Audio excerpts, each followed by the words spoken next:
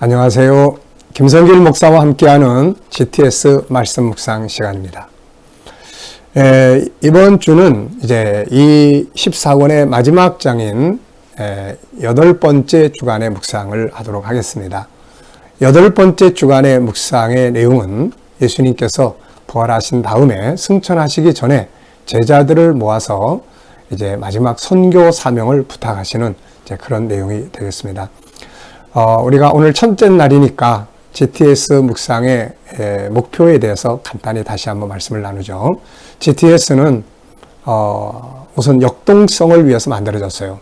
우리 각자 개인이 보고 묵상하면서 느끼게끔 만들었습니다. 두 번째는 이제 암송입니다. 한 본문을 한 주간 동안 계속 묵상을 하면 이 말씀을 내 안에 담는 거죠. 암송하는 겁니다.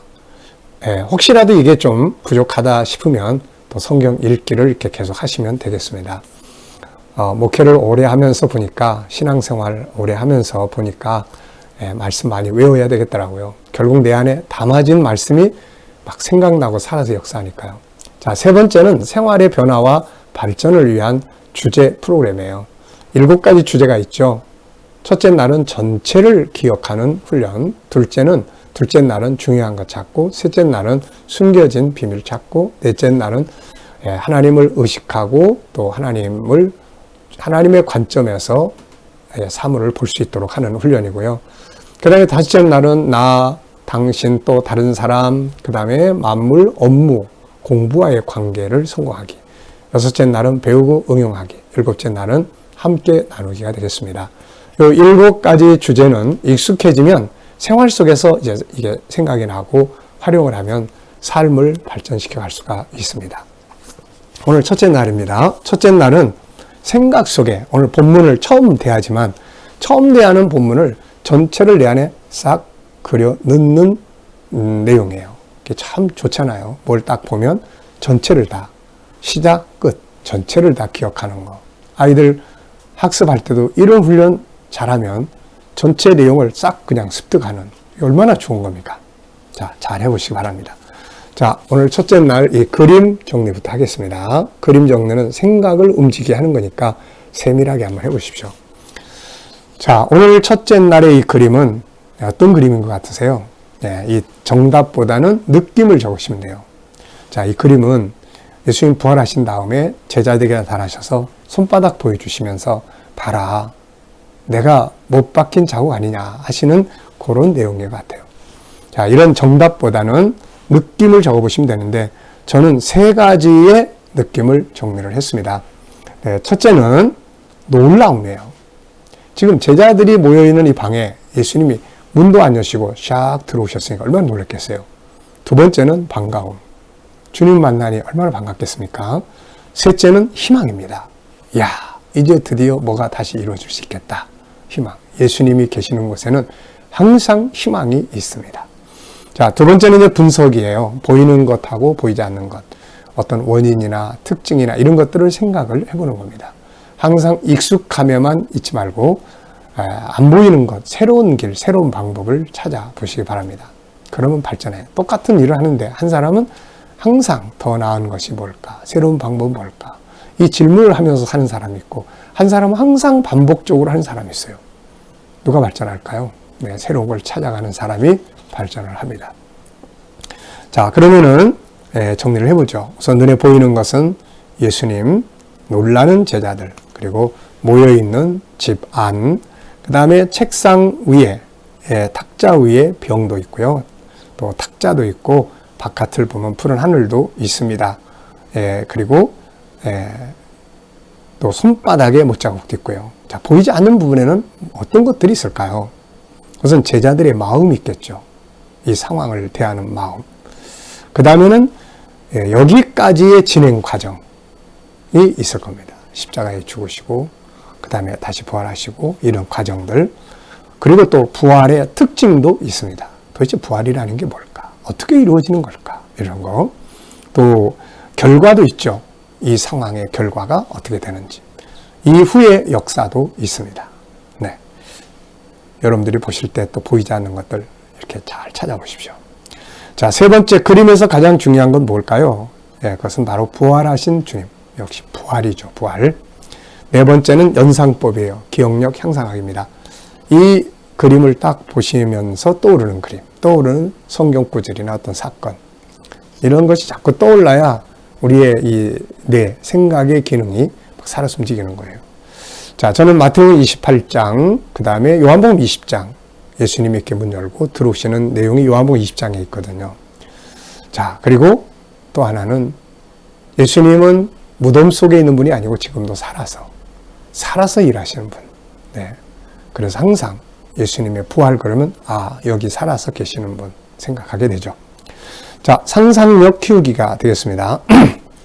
이 그림을 가운데 두시고 앞에는 어떤 그림을 그리면 좋을까요? 또 뒤에는 어떤 그림을 그리면 좋을까요? 자, 앞에 그림은 예수님께서 이제 십자가에 죽으시는 장면이 있겠고요. 그러니까 여기 있는 거예요.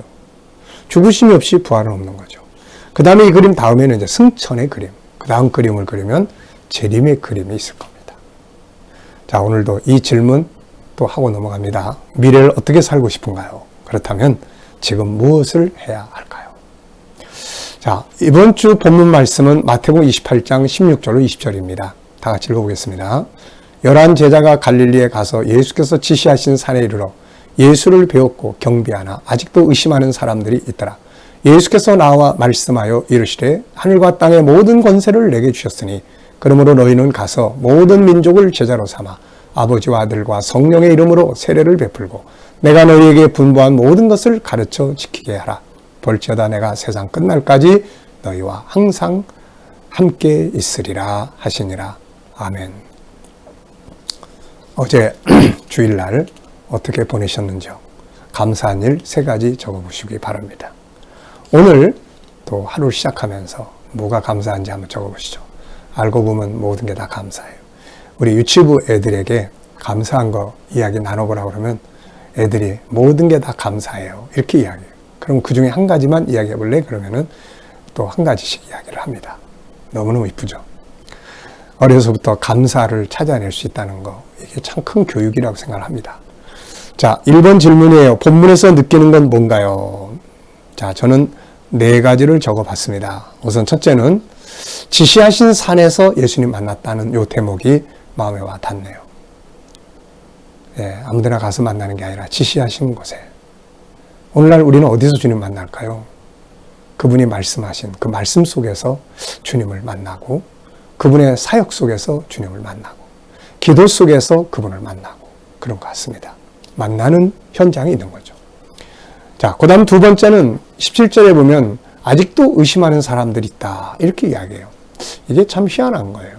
예수님을 직접 이렇게 보면서도 긴가민가 하는. 그럴 수밖에 없었을 거예요. 이게 인간의 한계입니다. 아는 것과 감정이 따라주는 게 이게 참 쉬운 게 아닌데 오늘 저와 여러분이 보지 못했지만 예수님을 구세주로 믿을 수 있는 거 하나님의 큰 은혜의 선물이라고 생각합니다. 3번째는 예수님께서 이제 하늘과 땅의 모든 권세를 다 내게 주셨다. 다시 말하면 이제 내가 이거 너희한테 줄 테니까 너희가 가서 이제 이 사명을 감당해라. 그리고 사명의 위임을 하신 내용이에요. 이제 우리가 해야 될 일들이 많이 있습니다. 예수님 남기신 거 발자취 따라가기도 하고 그분이 십자가에 죽으시면서까지 인류를 구원하려고 하셨던 그 일 이제 우리도 또 열심히 해야 되겠죠. 자, 구조를 정해봅니다. 본문은 5구절로 돼 있어요. 그래서 뭐 따로 안 해도 쉽게 암송하고 할 수 있지만 구조를 나눠본다면 저는 2, 3 이렇게 나눴어요. 그래서 2는 이제 16절, 17절 이제 지시하신 곳에 가서 예수님 만난 이야기. 그리고 뒤에 3은 하늘과 땅의 권세 주시고 사명 맡기신 내용. 이렇게 하면 벌써 다 외워지는 거죠. 자, 처음과 끝을 기억하면 또 외우기가 쉽습니다. 뭐든지 다 시작, 끝부분 이것만 딱 기억을 하면은 가운데 거 기억하기가 쉽죠. 오늘 본문에서 시작 부분, 처음 부분은 11 사도들이 갈릴리에 가서 예수님 지시하신 곳에서 주님 만났다. 끝에는 내가 세상 끝날까지 너희와 항상 함께 하겠다. 이런 내용이죠. 그러고 나서 가운데. 아이들하고 이제 이런 내용을 가지고 독서 나눔이나 이런 거 가질 때 시작 부분은 뭐였어? 이런 거예요. 그럼 끝부분은 뭐였지? 예, 이런 거. 그래? 그러면 시작부터 그 사이에 있는 게 뭔지 한번 이렇게 더듬어 봐, 생각해 봐. 그러면은 전체를 기억하기가 아주 좋죠. 자, 네 번째는 스토리텔링입니다. 예, 스토리텔링. 이야기로 하면 금방 다 외워버려요. 네, 그래서 아이들의 학습 방법도 스토리텔링으로 해라. 이런 이야기 하죠. 우리 유치부 애들과 유초등부 애들에게 제가 이렇게 이제 GTS 할 때마다 이 스토리텔링 이 이야기를 굉장히 많이 해줍니다. 그래서 요즘엔 애들이 이제 스토리텔링을 많이 알아요. 세상의 모든 일에는 이야기가 들어있어요. 그래서 이 볼펜 속에도 스토리가 들어있고. 근데 이런 걸 말할 줄을 알아야 되는데 이 훈련을 해야 되는 거죠. 자, 본문에 대한 이야기는 이렇습니다. 주님 부활하신 후에 제자들은 갈릴리로 갔습니다. 그곳에서 주님이 지시하신 산으로 가서 주님을 만났습니다. 아직까지도 의심하는 자들이 있었죠. 주님은 제자들에게 하늘과 땅의 권세가 다 나에게 주어져 있으니까 이제 너희가 가서 담대하게 제자를 삼으라. 그리고 내가 너희들의 가르친 모든 걸 가르쳐 지키게 하라고 말씀하셨죠. 그리고 예수님은 중요한 약속을 하나 하셨습니다. 세상 끝날까지 내가 너희와 항상 함께 있으리라. 자, 어떻습니까? 벌써 다 외웠잖아요, 이렇게. 스토리텔링으로 하면 금방 다 외워집니다. 자, 다섯 번째 이제 제목 정하고 풀어보는 거예요. 제가 아이들하고 이 스토리텔링 할 때, 자, 이 본문의 이야기를 해봐요. 근데 잘 모르면, 그럼 하루의 일과에 대한 이야기를 해봐요. 그러면 애들이 또 잘해요. 네, 그렇게도 사용을 해보시면 돼요. 자, 제목 정하고 풀어보는 겁니다. 인생은 제목을 정하고 정해진 제목을 풀어가는 거다. 자, 본문을 보면 우리 아이들하고도 성경을 통해서 제목을 정해보세요 해서 잘 안 되면 그래요? 오늘 하루 동안에 너의 삶의 제목을 붙인다면 어떻게 붙일까? 오늘 저녁 밥을 먹었는데 저녁 식사의 제목을 붙인다면 이렇게 하면 애들이 훨씬 잘합니다. 이게 왜 중요하냐면 어떤 독서를 해놓고도 전체의 주제가 뭐야 이러면 애들이 잘 모르면 안 되잖아요. 그래서 전체 주제를 정해볼 수 있게 해주는 거 이런 게 굉장히 중요한 교육입니다. 자, 저는 지시하신 산으로 가라. 하늘과 땅의 권세, 마지막 명령, 세상 끝날, 마지막 약속, 주님이 분부하신 모든 것, 주님이 주신 것 이렇게 많이 적어봤습니다. 여섯 번째는 질문입니다. 자, 질문 잘 만들어야 되는 거예요. 질문. 항상 질문을 할 줄 알아야 됩니다. 자, 질문의 차이가 인생의 차이를 만든다. 아이들의 질문을 들어보고 질문을 좀 수준을 높여주는 이런 질문을 해보면 어떠냐. 이렇게 가르쳐주면 질문의 폭이 넓어지게 됩니다. 자, 저는 두 가지 질문을 이렇게 적었어요. 제자들이 주님을 만난 곳은 어디인가? 지시하신 곳. 네. 거기서 우리 만나 그랬는데 딴 데 가 있으면 안 되잖아요. 자, 두 번째, 주님이 제자들에게 주신 사명은 무엇이며 약속은 뭔가? 사명은 복음 전하라는 것이고 그 다음에 약속은 함께 하겠다는 것입니다. 자, 묵상 중에 묵상의 시간입니다. 이 시간 잘 훈련하셔야 돼요. 자, 눈 감으시고 오늘 본문을 한번 쭉 생각하세요. 생각이 묵상입니다. 갈릴리에 가서 예수님 만났고 주님이 이러란 말씀하셨고 그 다음에는 오늘 내가 누구를 만나게 될지 또 어디에 갈지 어떤 일을 할지 그리고 이제 주님께 묻습니다. 주님 오늘 제가 이 사람 만나는데 어떤 말을 해야 될까요? 주님이라면 어떤 말 하시겠어요? 오늘 제가 이 일을 해결해야 되는데 주님 어떤 방식으로 어떤 자세를 해야 하는 게 좋을까요? 주님이라면 어떻게 하시겠어요? 그리고 오늘 본문의 말씀을 한 번쯤 쭉 기억을 해보면서 사용할 수 있는 말씀이 있는지 한번 생각을 해보시고 잠깐 기다리면 떠오르는 말씀들이 있을 거예요. 그게 영감입니다. 그걸 키워가셔야 됩니다.